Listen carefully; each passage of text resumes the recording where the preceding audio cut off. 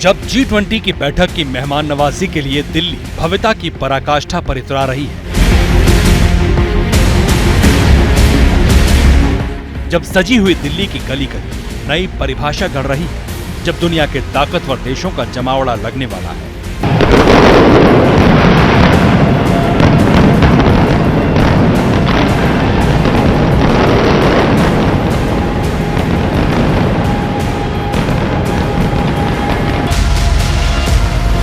जब दुनिया के सबसे शक्तिशाली मुल्क के सबसे बड़े नेता ऐतिहासिक बैठक के लिए दिल्ली आने वाले हैं, जब नई वैश्विक लकीर खींचने के लिए हिंदुस्तान तैयार है, तब पाकिस्तान में खलबली मची हुई है। सरहद पार मोदी मोदी हो रहा है।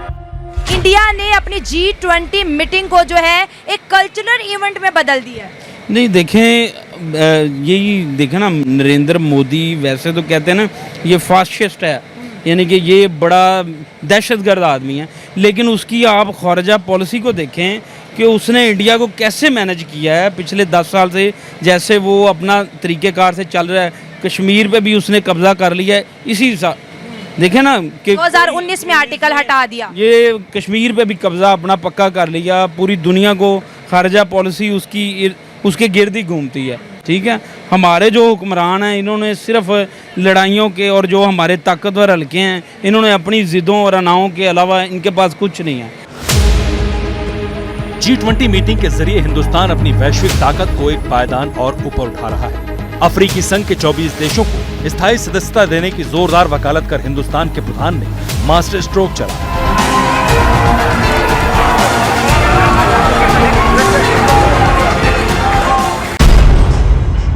जब मोदी की विश्व नायक वाली छवि और ज्यादा निखर आई, तब जिन्ना लैंड निराशा के कुएं में आकंठ डूबा हुआ है।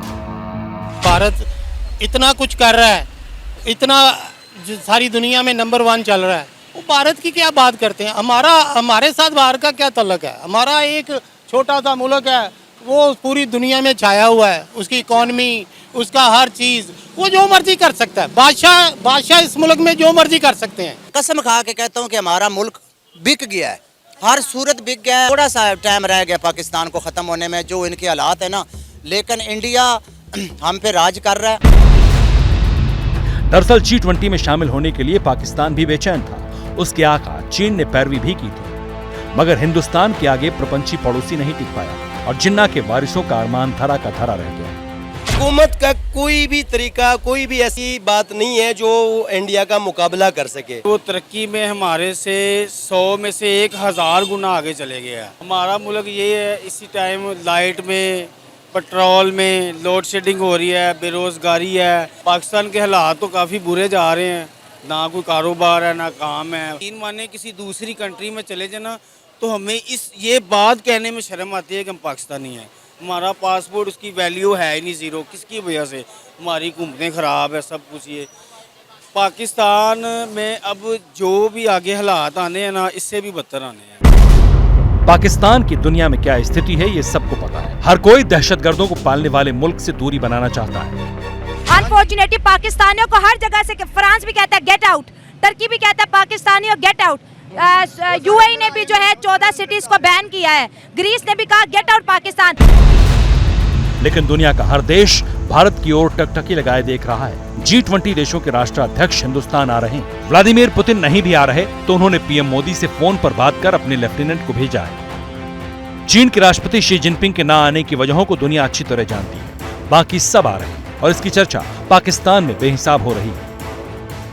डिप्लोमेसी की एक करेंसी है, उसे कहते हैं इकोनॉमी। अच्छा। और इंडिया एक मेजर हब है इन पावर के लिए कि इन्वेस्ट करें और वहां से अपने डॉलर गेन करें। ठीक हो गया। और इंडिया भी यही डिप्लोमेसी खा रहा है कि आप कुछ दें और हमसे कुछ लें। ठीक हो गया। पाकिस्तान के लिए ऐसा कुछ देने के लिए है नहीं। हमारी एक्सपोर्ट देख ले, कुछ भी नहीं है, तो कोई आपकी बात क्यों सुनेगा? ठीक है, क्योंकि इंटरनेशनल रिलेशन में हमेशा इंटरेस्ट मैटर करते हैं। ये मैटर नहीं करता कि आपका रिलीजन क्या, आपकी कास्ट क्या है।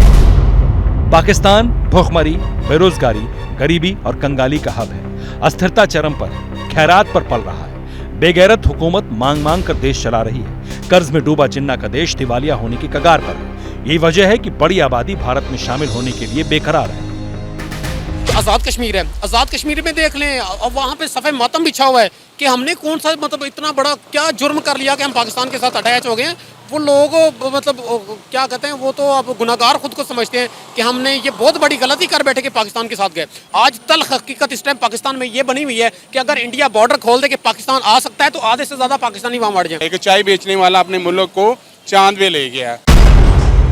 पाकिस्तान की आवाम इतनी ज्यादा हताश है कि पूछिए मत। लोग इस बात से पछता रहे हैं कि उनके पुरखों ने पाकिस्तान को चुना ही क्यों अलग देश लेकर आजाद हुए। जो हालात हैं यहाँ तक सोचते हैं कि क्या अगर ये मुल्क अलग ना होता तो हम ज़्यादा बेहतर हालात में ना होते। हम तो ये सोचते हैं कि जो यहाँ पर डेवलपमेंट हुई है वो अंग्रेज़ दौर में हुई है। अगर अंग्रेज़ राज रहता तो ठीक है, मतलब उस दौर की एक अपनी मसाइल थे, लेकिन डेवलपमेंट और एक जो आज अंग्रेज़ ने अपने दौर में अपने मुल्कों में कर ली है, तो हम सोचते हैं कि शायद वो हमारे मुल्क में भी होती है। ये अफसोस, ये आक्रोश, ये नाराजगी यूं ही नहीं है। पाकिस्तान के हालात विकराल हैं। हिंदुस्तान दुनिया के तमाम ताकतवर मुल्कों को बुला रहा है, अरबों रुपए खर्च कर रहा है, भारत वर्ल्ड ऑर्डर तय कर रहा है और पाकिस्तान टकटकी पर टंगा है। यही वजह है कि नई पीढ़ी अब उस जिन्ना को भी कोस रही है जिसने अपनी जिद पर कट्टर मजहबी मुल्क खड़ा किया था। हमारे फाउंडिंग फादर के विजन में ही थोड़ी क्लैरिटी नहीं है। मतलब इस तरह से आप उधर देखते हैं तो गांधी साहब बुक्स लिख रहे हैं, अपना विजन बयान कर रहे हैं। नरेंद्र मोदी साहब कह रहा हूँ, नेहरू साहब कह रहे हैं। तो हमारे कुछ कहते हैं कि कायदे-ए-आज़म एक लिबरल थे, कुछ कहते हैं कि वो प्योर इस्लामिक थे, क्योंकि उन्होंने 1947 में कहा था कि हम इस्लाम के नाम पे बना रहे हैं। असल में ना इस सोच के पीछे बेसिकली हमारी अपनी सोच है कि हमने सोच लिया कि पाकिस्तान ही इस्लाम है और इस्लाम ही पाकिस्तान। अंदाजा लगाइए कि जिन्ना के देश में अवाम की क्या स्थिति है। जिन लोगों के लिए मोहम्मद अली जिन्ना ने पाकिस्तान बनवाया, हिंदुस्तान के 2 टुकड़े करवाए, जो जिन्ना पाकिस्तान में पूजे जाते रहे, कायदे-ए-आज़म के नाम पर उन्हें ही धिक्कारा जा रहा है। उनकी उलझी हुई सोच पर, उनकी नीति पर पाकिस्तानी अवाम सवाल खड़े कर रही है।